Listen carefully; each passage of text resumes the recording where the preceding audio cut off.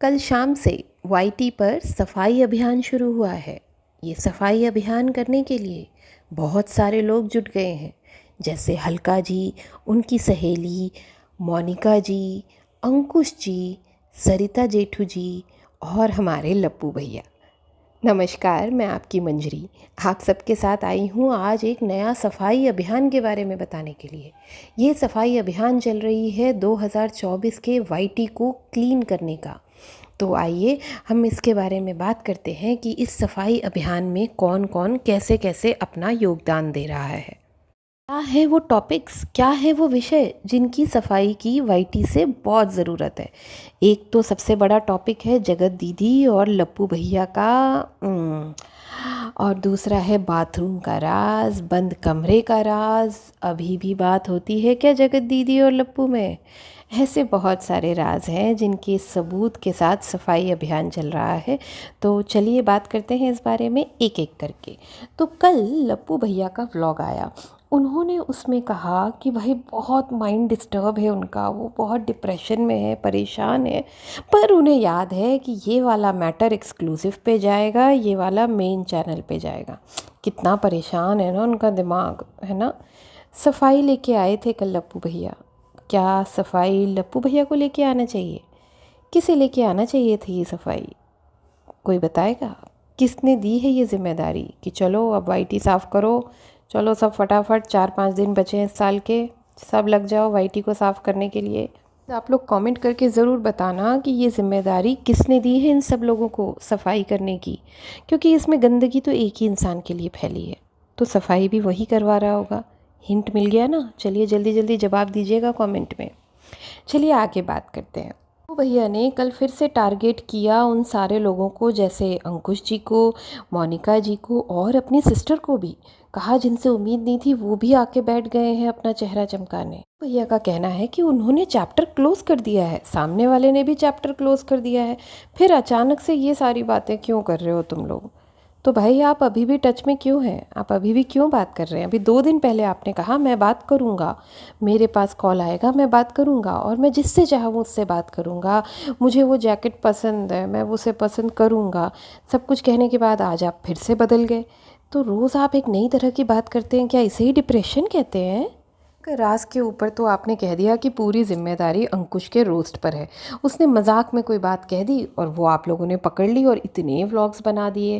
भाई उनको बाथरूम की क्या ज़रूरत है? उन्होंने कल खुद कहा ना, लप्पू भैया ने, उनका घर इतना बड़ा है, 6 बेडरूम्स हैं उनके घर में, बाथरूम की क्या ज़रूरत है? ये सब उन्होंने खुद ही कहा है, हम नहीं कह रहे।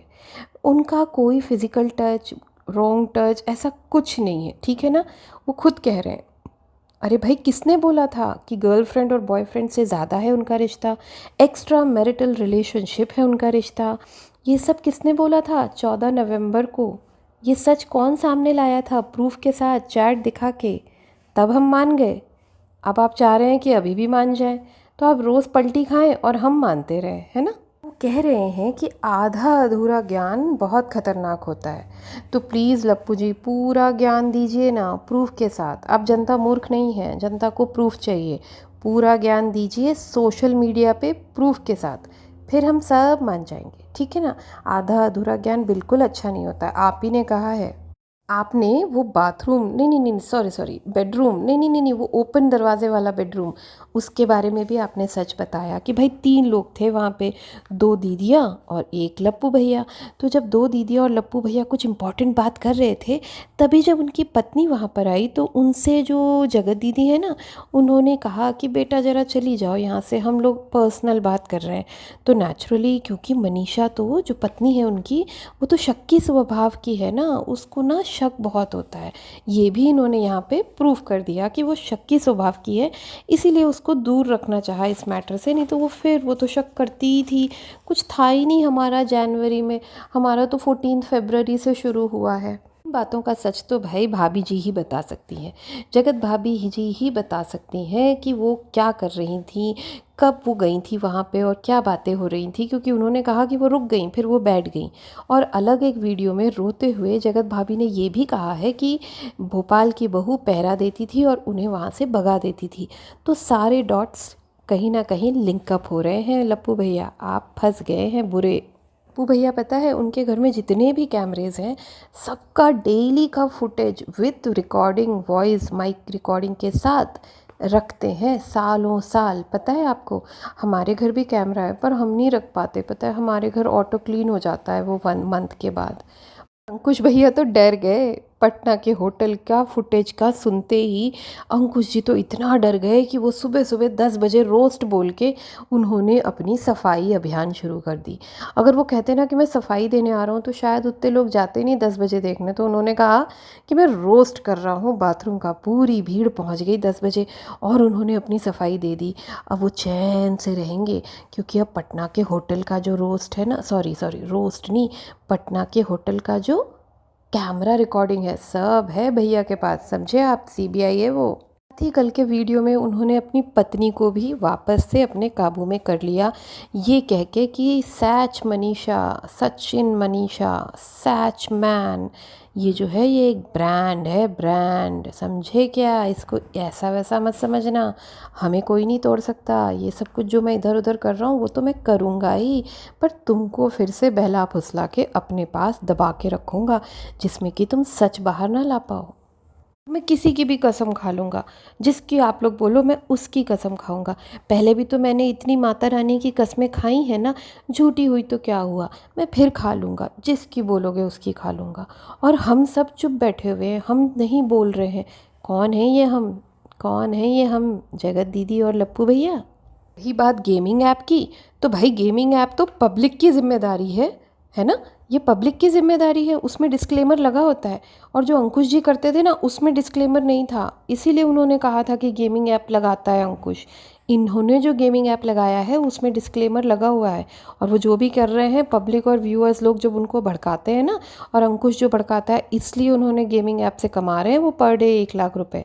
समझे आप लोग, super manipulator, super manipulator, this is a right word for you mister Sachin.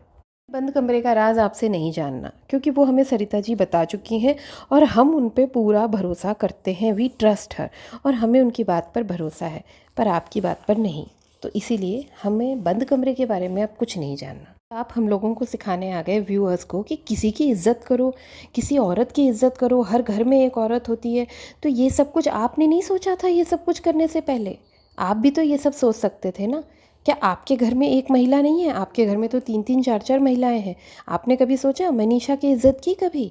आप जब मनीषा के कैरेक्टर के बारे में दूसरों के लाइव में जाकर बोल रहे थे, तब आपने नहीं सोचा कि मनीषा भी एक महिला है? हाँ, बस आप कन्विंस करने आ जाते हैं। कन्विंस करने की पावर तो आपकी बहुत तेज़ है। आप एक बंदे को 10 बंदे को बिठा के कन्विंस कर लोगे, इसमें कोई दो राय नहीं है। और आपकी तो भाषा भी बदल गई है।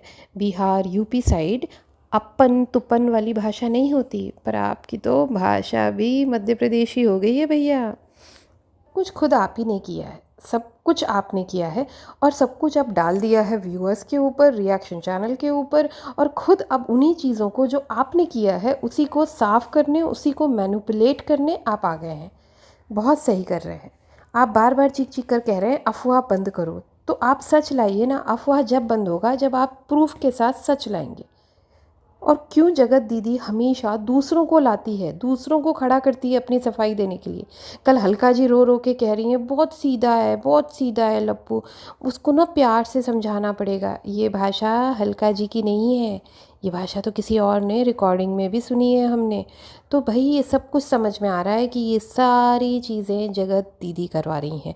जगत दीदी अपनी सफाई दूसरों के थ्रू करवा रही हैं। बंद करिए ये ड्रामा। अगर आपको सफाई देनी है खुद सामने आइए, खुद अपनी सफाई दीजिए। Thank you so